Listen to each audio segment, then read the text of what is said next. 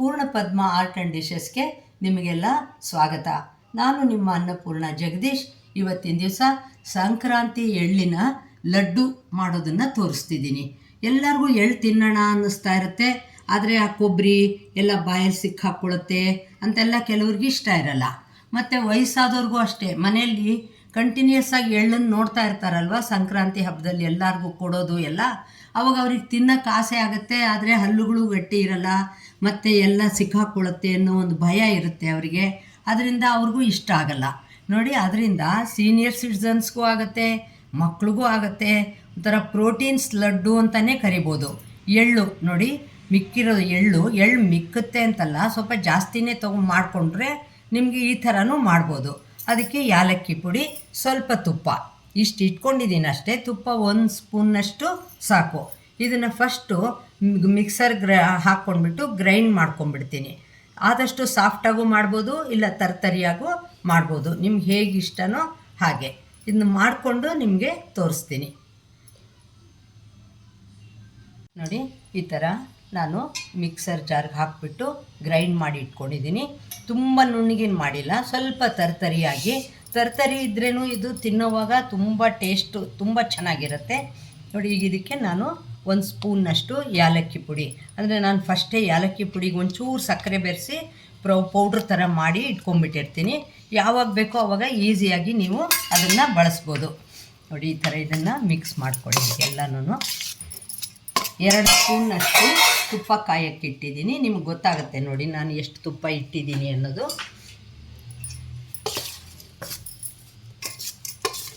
ಇದನ್ನು ಇದಕ್ಕೆ ನಿಧಾನವಾಗಿ ಹಾಕ್ಬಿಡ್ತೀನಿ. ಇದು ನಿಮಗೆ ಗೊತ್ತಾಗುತ್ತೆ ನೋಡಿ. ಕೊಬ್ಬರಿ, ಬೆಲ್ಲ, ಎಳ್ಳು ಮತ್ತು ಕಡಲೆಕಾಯಿ ಬೀಜ, ಹುರ್ಗಡ್ಲೆ ಎಲ್ಲ ಎಷ್ಟು 5 ಥರದ್ದು ಇದಕ್ಕೆ ನಾನು ತುಪ್ಪನೂ ಬೆರೆಸಿ ಮಾಡ್ತಾ ಇರೋದ್ರಿಂದ ಇದು ಎಷ್ಟು ಪ್ರೋಟೀನ್ಸ್ ಇರುತ್ತೆ ಇದರಲ್ಲಿ ಅನ್ನೋದನ್ನು ನೀವೇ ಊಹೆ ಮಾಡ್ಬೋದು. ಇದು ನೋಡಿ, ಮನೆಯಲ್ಲಿ ವಯಸ್ಸಾಗಿರೋರಿಗೆ, ಮಕ್ಕಳಿಗೆ ಎಲ್ಲರಿಗೂ ಕೂಡ ತುಂಬ ಒಳ್ಳೆಯದು. ಎಳ್ಳು ಅಷ್ಟೇ, ಮೈಯಲ್ಲಿ ಒಂಥರ ಶಾಖ ಹುಟ್ಟಿಸುತ್ತೆ. ಕಡಲೆಕಾಯಿ ಬೀಜ, ಹುರ್ಗಡ್ಲೆ ಎಲ್ಲನೂ ಒಳ್ಳೆ ಪ್ರೋಟೀನ್ಸ್, ಡ್ರೈ ಫ್ರೂಟ್ಸ್ಗಿಂತನೂ ಜಾಸ್ತಿ ಪ್ರೋಟೀನ್ಸ್ ಇರುತ್ತೆ ಅಂತ ಎಲ್ಲರಿಗೂ ಗೊತ್ತು ಅದು. ಮತ್ತು ಇದಕ್ಕೆ ಜೊತೆಯಲ್ಲಿ ಬೆಲ್ಲನೂ ಸೇರಿಸಿದ್ದೀನಿ. ಮತ್ತು ಇದು ಉಂಡೆಗೆ ಹಾಕೋಕ್ಕೋಸ್ಕರ ನಾನು ತುಪ್ಪದಲ್ಲಿ ಇದನ್ನು ಮಿಕ್ಸ್ ಮಾಡ್ತಾಯಿದ್ದೀನಿ. ಅಂದಮೇಲೆ ಇದ್ರ ಟೇಸ್ಟನ್ನು ನೀವು ಊಹಿಸ್ಕೊಳ್ಳೋದೇ ಬೇಡ, ಅಷ್ಟು ಚೆನ್ನಾಗಿರುತ್ತೆ. ನಿಧಾನವಾಗಿ ಇದನ್ನು ಹೀಗೆ ಬೆಚ್ಚಗೆ ಮಾಡೋದ್ರಿಂದ ಅದು ಬೆಲ್ಲ ಇರುತ್ತಲ್ವ, ಅದಕ್ಕೆ ಅದೇ ಒಂಥರ ಸ್ವಲ್ಪ ಪಾಕದ ಥರ ಆಗಿಬಿಟ್ಟು ಇದೆಲ್ಲ ಮಿಕ್ಸ್ ಆಗಿ ಒಂಥರ ಉಂಡೆ ಥರ ಬರುತ್ತೆ. ನಿಮಗೆ ಹಂಗೆ ಬರಲಿಲ್ಲ ಅಂತ ಅನಿಸಿದರೆ ನಿಮಗೆ ಒಂದೇ ಒಂದು ಹನಿ, ಅಂದರೆ 1 ಸ್ಪೂನ್ನಷ್ಟು, ಜಾಸ್ತಿ ಹಾಕಬೇಡಿ, ಹಾಲು ಹಾಕ್ಕೊಳ್ಳಿ. ಆವಾಗ ಇದು ಇನ್ನೊಂದು ಚೆನ್ನಾಗಿ ಬಿಸಿಯಲ್ಲೇ ಹಾಕಿಬಿಡೋದ್ರಿಂದ ಮೆತ್ತಗಾಗ್ಬಿಡತ್ತೆ.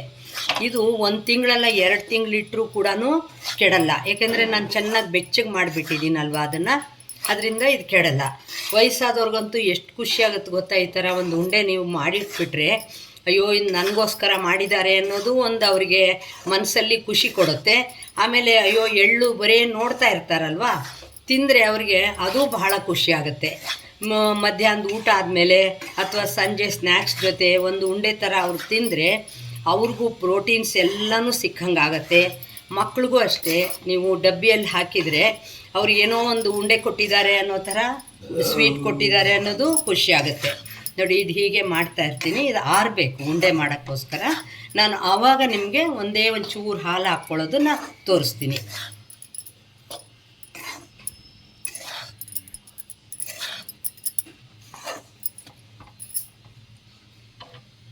ನೋಡಿ. ಇವಾಗ ಸ್ವಲ್ಪ ಆರ್ತಾ ಇದೆ ನೋಡಿ. ಇದು ಹುರಿದಿರೋ, ಚೆನ್ನಾಗಿ ಹುರಿದಿದ್ದೀನಿ ಅನ್ನೋದು ನಿಮಗೆ ಗೊತ್ತಾಗುತ್ತೆ. ಇದೆಲ್ಲ ಹೀಗೆ ನೋಡಿ ಯಾವ ಥರ ಹೀಗೆ ಇದು ಬರುತ್ತೆ ಅನ್ನೋದು.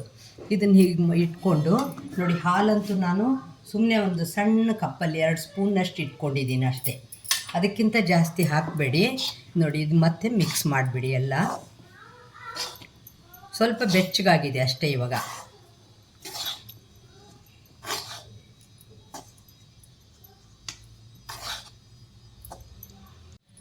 ನೋಡಿ ಈ ಥರ ಹೀಗೆ ತೊಗೊಂಡ್ಬಿಟ್ಟು ನೀವು ಸ್ವಲ್ಪ ಗಟ್ಟಿಯಾಗಿ ಹೀಗೆ ಅಮುಕ್ಕೊಂಡು ಮಾಡೋದ್ರಿಂದ ಅದು ಉಂಡೆ ಚೆನ್ನಾಗಿ ಬರುತ್ತೆ.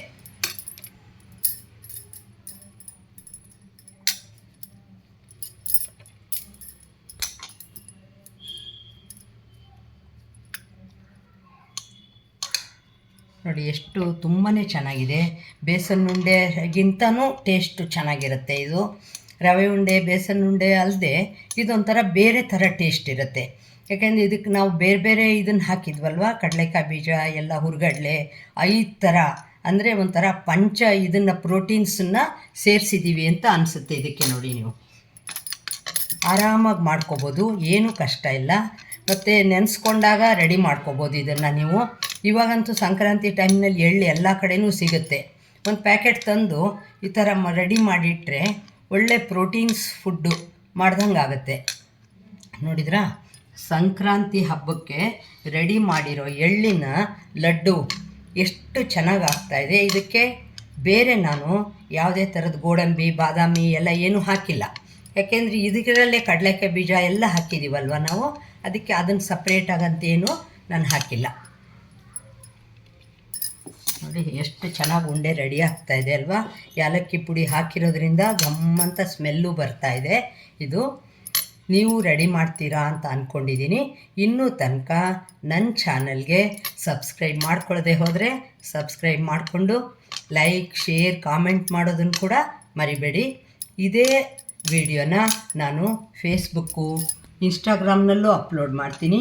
ಅಲ್ಲೂ ನೀವು ನನ್ನನ್ನು ಫಾಲೋ ಮಾಡ್ತಿದ್ದೀರಲ್ವ ಫ್ರೆಂಡ್ಸ್, ಅದರಿಂದ ನನಗೆ ತುಂಬ ಖುಷಿ ಆಗ್ತಾಯಿದೆ. ನಮಸ್ಕಾರ.